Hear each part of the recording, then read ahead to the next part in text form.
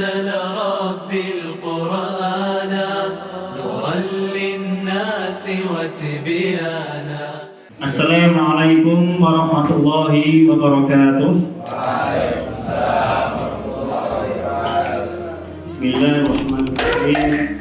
Alhamdulillahirabbil alamin wassalatu wassalamu ala asyrafil anbiya'i wal mursalin wa ala alihi wa sahbihi ajma'in, amma ba'd. Fi hadhihi munasabah yasuruna bi fadilah min ikhwan di kesempatan pagi ini sekali lagi setelah tadi malam kita mendengar dan bertanya jawab dengan alumni kita Bang Fatih dan alumni kita yang lain juga tentang IPDN, tentang ikatan dinas. Sekarang di waktu yang sekali lagi agak panas ini, abang-abang kita lulusan dari Damora dan juga mungkin dari abang juga yang lain juga ini terlihat berkenan untuk berkunjung ke mahat kita dengan nama yang lumayan keren ini, roadshow, show jalanan. Kalau diterjemahkan literal show jalanan. Berarti artinya dari sini nanti akan keliling-keliling ke tempat-tempat yang lain. Ikhwan semuanya, anak-anak kami, sekali lagi selalu ada 2 poin ketika para alumni kita itu datang ke sini. 2 poin, setelah itu nanti mereka yang menambahkan. Bahasa yang pertama adalah motivasi belajar. Karena kelas 6 ini episode terakhir itu menentukan al-a'malu bi khawatimiha. Amal itu tergantung akhirnya. Baik kalian dengan kawan, dengan guru, dengan sekolah itu terakhir. Nah, sebagaimana orang yang lomba lari kah, pertandingan apapun itu untuk paham daripada Ustaz, kemenangan ditentukan di akhir, ya kan? Akhir itu menentukan. Start boleh kalah, tapi akhir itu menentukan. Maka dengan datangnya para abang-abang kita ini, paling tidak yang pertama adalah itu motivasi belajar, keseriusan untuk masuk kelas, ya kan? Semakin mendekatkan diri kepada Allah yang Maha Kuasa karena sudah mau lulus, dan juga ada beban yang berat. Anak pertama, anak kedua, sekali lagi ayah kita sudah mau pensiun, adik ada macam-macam sebagainya. Maka tujuannya semakin jelas, bukan malah semakin buyar, semakin hilang. Kemudian mainnya sekali lagi sudah mulai kurang. Itu poin pertamanya. Baru nanti poin kedua, mereka membawa misi di sekolahnya masing-masing, di universitasnya masing-masing. Ya, bagaimana cara masuk IPDN, kenapa masuk IPDN, mulai kapan masuk IPDN, berapa biayanya, dan seterusnya. Yang seperti tadi malam. Maka ini gini juga, ya, Bang Iqbal. Terus satu lagi Bang siapa namanya? Muhammad Razi. Bang Muhammad Razi, dan nanti mungkin ada ikhwan yang lain. Ada yang pertama itu dulu ya, motivasi yang mana kelas 6 sebagainya kan, mulai mengarah sebagainya. Terus baru nanti masuk ke kedua, ke bagian antum di mana cara masuknya, kenapa, dan seterusnya, tentang kalau antum berarti tentang Universitas Madinahnya begitu. Terus poin yang lain terserah dia dan tanya jawab dan sebagainya. Dan saya tambahkan di sini sepanjang yang Ustaz tahu, seperti Bang Iqbal ini, ya, ini sudah hampir lulus di Unsyah ya, tinggal skripsi, teknik sipil. Nah, makanya kalau beliau ini selesai di teknik sipilnya, juga nanti juga selesai di Madinah, titelnya keren, jadi senior LC gitu. Tapi apakah diteruskan apa tidak, saya belum tahu lagi. Yang di tekniknya tinggal skripsi top.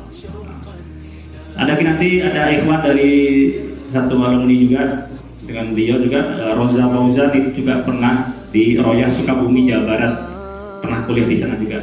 Terus nanti ada Bang Rafli kalau masuk nanti, ya, mungkin ada yang sempat ketemu, Pak Wa itu juga apa namanya pernah di UIN ya. Assalamualaikum warahmatullahi wabarakatuh. Alhamdulillah, hamdan thayyiban barakan fi kalimatu bijdari wa qadri sultani wa syukruhu ala alihi wa a'mali. Salatan salaman ala Rasulillah Mustafa wa ala alihi wa sahbihi wa Al-Mukarram Fadilatul Syekh Ustaz Al-Karam Ustaz Daud Tugas Setiawan Kadzalika Ustazul Fadil, Ustaz Munawwar, dan juga ada teman dan juga pengisi materi narasumber kita hari ini, Ustaz Muhammad Razi. Wa nashkurukum jami'an ayyuhat tullab min fasli tsalits ats-tsanawi. Sah? Nah, fasli tsalits min fasli tsalits ats-tsanawi. Sebelumnya nama Muhammad Iqbal Fatani, karena akhukum fillah, lulusan tahun takharij 2018, yating mujaddid. Nah, akan memperkenalkan apa ini program roadshow dari Madinah untuk Indonesia. Jadi ini adalah program tahunan dari PPMI Madinah atau Persatuan Pelajar dan Mahasiswa Indonesia Madinah, yang dimana ini dilakukan setiap tahunnya. Dan di Aceh, Damora menjadi satu-satunya yang kami kunjungi. Dan mungkin ke depan insya Allah kami akan, Ustaz Razi akan mengunjungi salah satu sekolah di Deli Serdang di Medan. Nah, tujuan kami di sini, yang pertama, Ana sendiri akan menjelaskan tentang Fadailul Madinah, keutamaan kota Madinah, dan kemudian ada Ustaz Muhammad Razi yang akan menjelaskan bagaimana sih cara kita menyambung mendaftar sekolah di sana dengan sistem yang terbaru, dan kemudian ada kata-kata motivasi nanti mungkin disampaikan oleh Ana sendiri, atau mungkin ada volunteering Bang Ustaz Muhammad Roza dan juga Ustaz Rafli Azida. Yang pertama, mengapa kita belajar ilmu agama? Nah, jadi man salaka tariqan yaltamisu fihi ilman sahalallahu bihi tariqan ila jannah. Ya, mafhum jami'an. Barang siapa yang menuntut ilmu, masyarakat tariqat yaltamisu fihi ilman. Ilman di sini menurut Syekh Shalih Al-Utsaimin hanya mencakup ilmu agama, jadi tidak termasuk dengan ilmu dunia, kecuali diniatkan untuk agama. Masyarakat tariqat yaltamisu fihi ilman sahalallahu bihi tariqan ila jannah. Dan barang siapa yang menuntut ilmu, dia sengaja menuntut ilmu menuju masjid di Madinah, maka pahalanya menuntut ilmu sama dengan pahala pergi berjihad. Itu termaktub dalam sebuah hadis. Kemudian kenapa harus jauh-jauh ke Madinah? Kenapa harus jauh-jauh menuntut ilmu gitu? Nggak mesti ke Madinah. Jadi dalam ulama hadis itu menyebutkan bahwa Abu Quddah dalam kitabnya Subhat min Sabril Ulama fi Syara'il Ilmi Tafsil, beliau menyebutkan bahwa beliau mengutip dari salah seorang ulama hadis. Kutipannya ialah arba'ah la tu'nis alaihim rusda wa dzakara minhu rajul yaktub al-hadis wa la yahal fi talabil hadis. Jadi beliau menyebutkan bahwa ada 4 kriteria yang kredibilitas ilmunya itu tidak dapat diakui. Jadi ilmu itu tidak diakui karena apa? Karena ya itu tadi. Dan beliau menyebutkan salah satunya ialah seseorang ahli hadis yang hanya menulis hadis di kampungnya saja, wala yarhal fi talabil hadis, dan tidak melakukan perjalanan dalam mencari hadis. Jadi untuk ulama hadis ini mereka memang agak sedikit syadid dalam menuntut ilmu. Bahkan ada ulama hadis Yahya bin Ma'in, beliau itu pergi jauh-jauh 3 hari 3 malam hanya ingin mencari sebuah hadis. Jadi ada salah seorang ulama lagi yang berangkat dari Kufah ke Mekah, itu hanya ingin mencari sebuah hadis. Jadi gitu. Kalau mungkin dari kita sekarang Kufah ke Mekah itu mungkin bisa 1 hari. Tapi bayangkan dulu yang tidak ada perjalanan seperti sekarang, nggak ada jalan aspal, nggak ada Honda, nggak ada mobil, di bawah terik matahari, hanya berjalan dengan unta. Itu memakan waktu berminggu-minggu hanya untuk mencari 1 hadis. Kalau kita sekarang sudah cukup mudah, bisa kita lihat dari HP, tapi itu beda, feelnya beda. Mereka menunjukkan bahwa mereka ini benar-benar dalam menuntut ilmu. Kemudian Anda lanjut, kenapa harus kuliah jauh-jauh dan kenapa harus mesti Madinah? Jadi ini tema kali pertama, Fadailul Madinah, keutamaan Madinah. Yang pertama, Madinah ialah Darul Hijratin Nabi sallallahu alaihi wasallam. Tempat hijrah pertama Nabi sallallahu alaihi wasallam. Jadi ya begitu. Mungkin Makkah ialah al-mahbatul awal, tempat pertama kali, tapi Madinah ialah tempat keimanan. Di Madinah itu kita akan menemui sebaik-baik penerima tamu, yaitu kaum Ansar, dan sebaik-baik yang dijamu, yaitu Rasulullah dan kaum Muhajirin. Kemudian kita melihat bahwa di Madinah itu terdapat apa? Masjid Nabawi. Salat fi masjid hada khair min alfi salat fi masiwa ila Masjidil Haram. Jadi salat di Masjid Nabawi itu lebih baik 1000 salat ketimbang salat di masjid-masjid yang lain. Jadi kalau kita salat misalkan salat zuhur nih 4 rakaat di Masjidil Haram, di Masjid Nabawi itu lebih baik 1000 kali salat daripada di masjid yang lain kecuali Masjidil Haram. Karena Masjidil Haram utamanya adalah 100.000 salat. Mi'atu alf. Kemudian di masjid di Madinah itu terdapat Masjid Quba. Dalam hadis Nabi, "Man kharaja hatta ya'tiya hadzal masjid fa shalla fiha raka'atain fa shalla fiha kana ka'adli umrah." Atau kama qala Rasulullah SAW. Jadi dalam Masjid Quba itu Nabi Muhammad menjelaskan fadilahnya, barang siapa yang melakukan perjalanan ke masjid ini, Nabi mengisyaratkan Masjid Quba, maka salat di dalamnya salat di dalamnya itu sama seperti pahala umrah.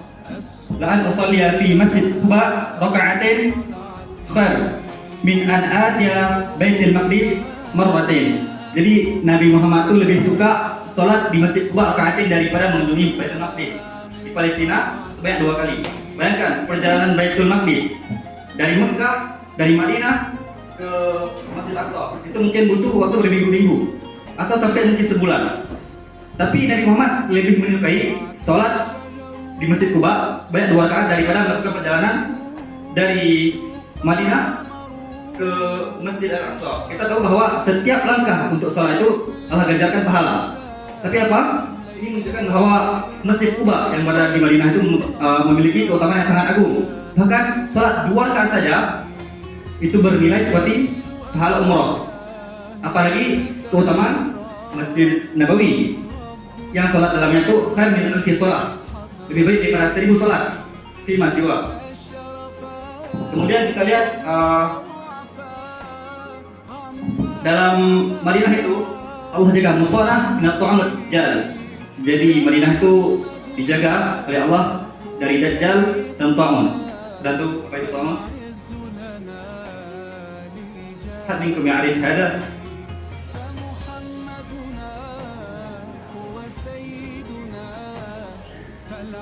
Ta'am itu ialah wabah penyakit yang sangat sulit untuk ditemukan obatnya. Bahkan persentase kematian itu hampir 100%.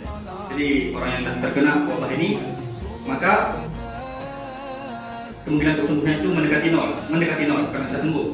Jadi dulu ada pada masa sahabat itu di sekitar Baitul Maqdis terkena wabah penyakit ini, dan Nabi Muhammad ini melarang untuk para sahabat yang terkena penyakit untuk keluar. Kenapa? Kalau sahabat keluar, maka probabilitas terserang penyakit ke negara itu tersebar, gitu kan? Dan kalau ada orang lain masuk, itu sayang orang yang masuk karena dia bakal terkena penyakit. Maka Nabi Muhammad menganjurkan untuk suatu negeri yang terkena wabah melakukan isolasi mandiri. Jadi orang yang keluar boleh masuk, orang yang sudah terkena boleh keluar. Beda sama COVID. COVID itu bukan wabah penyakit yang persentase kematiannya 100% enggak. Jadi Ana dulu pernah kena COVID pas lagi di Jambi KKN. Nah, itu nggak butuh obat apa-apa, cuma butuh air. Jadi yang dimaksud dengan taun bukan kayak COVID-19, bukan. Ini taun ini penyakit yang lebih berbahaya. Jadi Madinah itu muswana minat dajjal wa ta'am.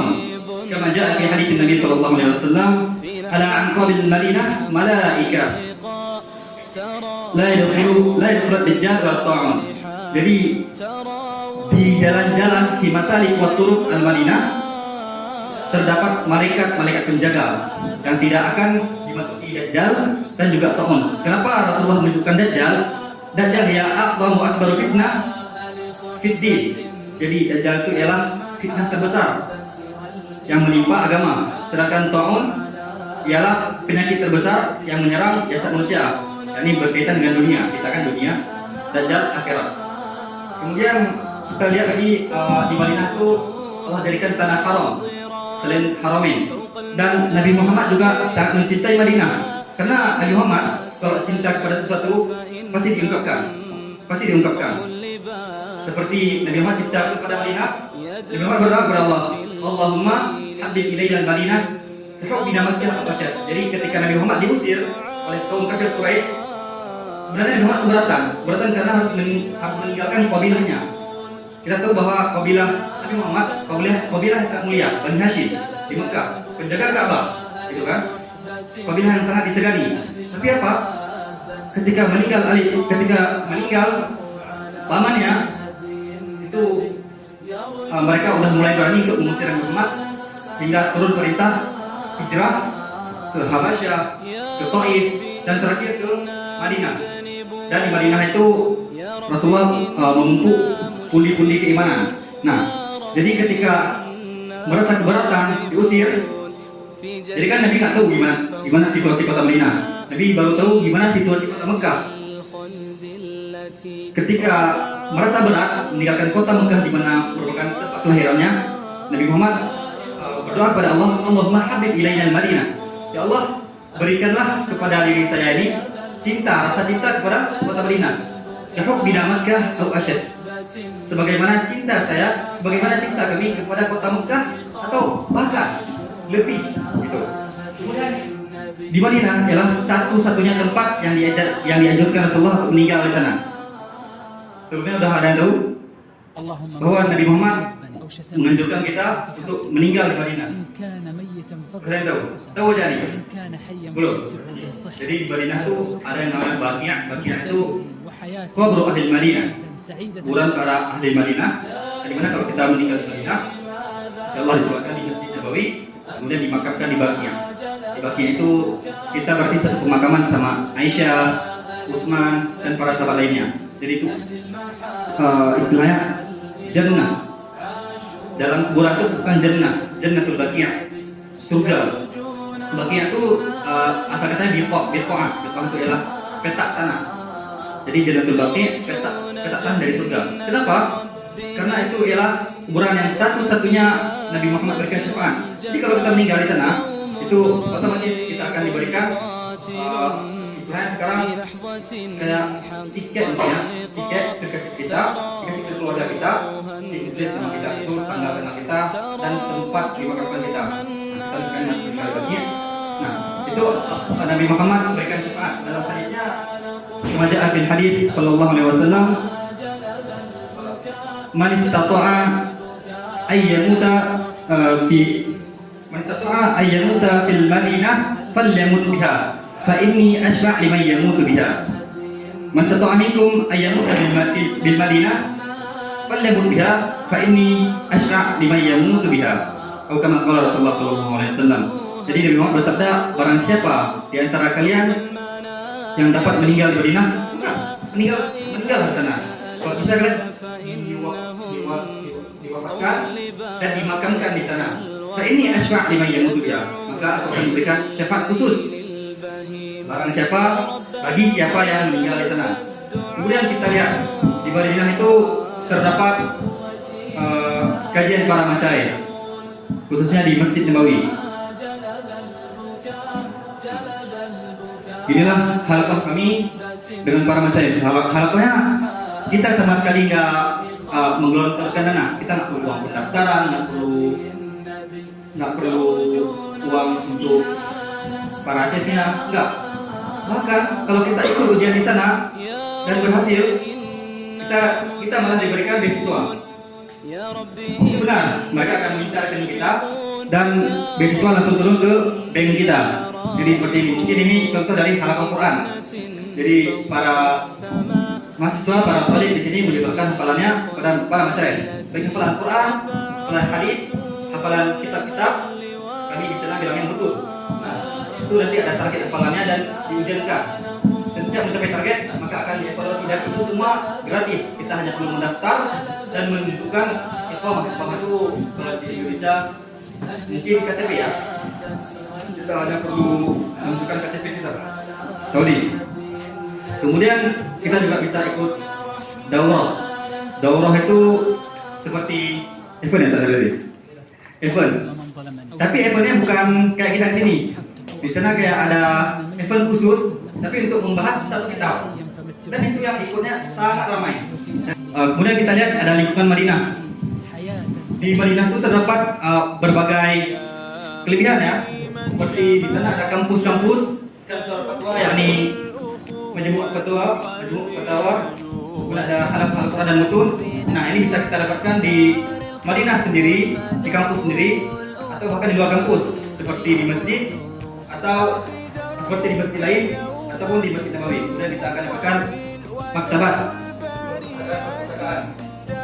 Kemudian ada halaqah kajian kitab, toko dan pameran kitab, daurah di berbagai masjid. Dan kadang-kadang kalau kita udah dekat sama syekh itu, ya kita dikasih kunjungan ke rumah masyaykhnya di hari lebaran atau di hari biasa. Jadi kita pun bisa berjumpa dengan para masyayikh. Karena gini, syarat menuntut ilmu para ulama dulu itu ada dua. Pertama, liqa'u ahli ilmi, wa tsani ta'dul masyayikh. Jadi yang pertama syarat untuk ilmu itu ialah harus berjumpa langsung dengan sumber ilmu, yaitu dengan para syekhnya langsung. Dan yang kedua, ta'dul masyayikh. Jadi kita bukan hanya berguru dengan satu, dua orang, tapi ta'dul. Harus berguru lebih dari berapa? Imam Bukhari berapa gurunya? Berapa syekh dari Imam Bukhari?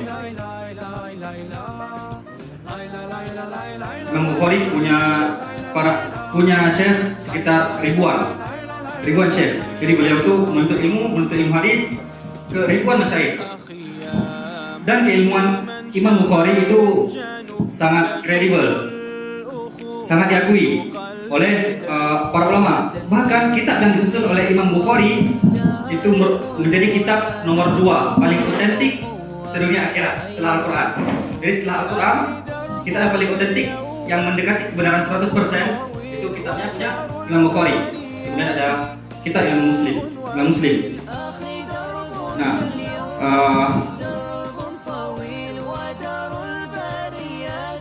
kemudian di sana kita akan mendapatkan berbagai budaya, kota multikultural. Jadi kita juga bisa mengunjungi berbagai situs sejarah, yang dimana situs sejarah itu ya kita tahu sendiri bahwa Madinah itu tempatnya sahabat, tabi'in, walaupun pada generasi setelahnya udah mencar gitu, udah ke Syam, Irak, Yaman. Nah, kita tahu bahwa Madinah ini ialah kota multikultural yang dimana datang dari segala penjuru, min kulli fajjin amik. Yaitu ini kita lihat mungkin ada dari Pakistan, Bangladesh, Cina, kemudian ada dari benua Afrika hingga benua Amerika. Jadi kalian kalau di sana udah nggak asing tuh, kalian punya WA-nya orang Amerika, punya WA-nya karena teman kan, satu-satunya teman, kalian punya hubungan dengan orang Pakistan, Bangladesh. Kita lihat ada negara Arab kayak Maroko, Aljazair, kemudian dari Asia, Cina, bahkan teman Anda sendiri, teman Anda satu kamar. Jadi kami di sana satu kamar, ada satu apartemen itu 2 orang, satu kamar 2 orang. Kebetulan kamar Ana dari Kashmir. Kita tahu tuh gimana budaya mereka, apa yang mereka sukai. Ya, kawan Ana nih, karena di Kashmir dia suka buat teh. Dia panggil kawan, dibuat teh sama dia, kopi susu dibuat, karena dia pun di kampungnya sebagai petani stroberi. Ya itulah, dia pun cerita gimana dia di kampungnya, suhu di kampungnya. Jadi kita banyak mengenal orang, karena orang ya itu min kulli fajjin amik, datang dari segala penjuru. Pertama untuk belajar, yang kedua untuk haji. Wa'dzin fin nas bil haji ya'tuka rijala wa ala kulli dhamiri ya'tuna min kulli fajjin amik. Nah, jadi kalau kalian ke Madinah, insya Allah nggak bakal rugi. Karena apa? Karena pertama, perjalanan kalian dari niat, kalian sudah dihitung pahala. Udah balik modal kalian. Dari niat ke sana, kalian udah balik modal. Kenapa? Bukan balik modal pun. Kalian dari awal nggak mengeluarkan modal spesial pun. Kalian cuma perlu niat. Kesana kalian niat untuk belajar, itu Allah kasih pahala setiap langkah kalian tuh dengan pahala berjihad di jalan Allah, kan? Karena masalah katakan ya tadi sufi ilman, sallallahu alaihi tariqan ila jannah. Kemudian ketika kalian ngampus juga di sana pun ya enak gitu, nggak ada yang membuat kalian gelisah, karena Nabi Muhammad sendiri berdoa agar Madinah ini diberikan keberkahan dari makanan, dari minuman, bahkan apapun yang kita lakukan Nabi Muhammad minta keberkahan. Ya. Mungkin Ana sampaikan yang Ana sampaikan mungkin ini saja. Tadi itu ada yang ingin bertanya? Ya, mungkin kalau ada mungkin nanti dikumpulkan aja pertanyaan sampai di akhir. Barakallahu fikum, asykurukum. Assalamualaikum warahmatullahi wabarakatuh. Sesi selanjutnya akan disampaikan oleh Ustadz Muhammad Razi tentang kegiatan di kampus dan bagaimana cara mendaftarnya. أنزل ربي القرآن نورا للناس وتبيانا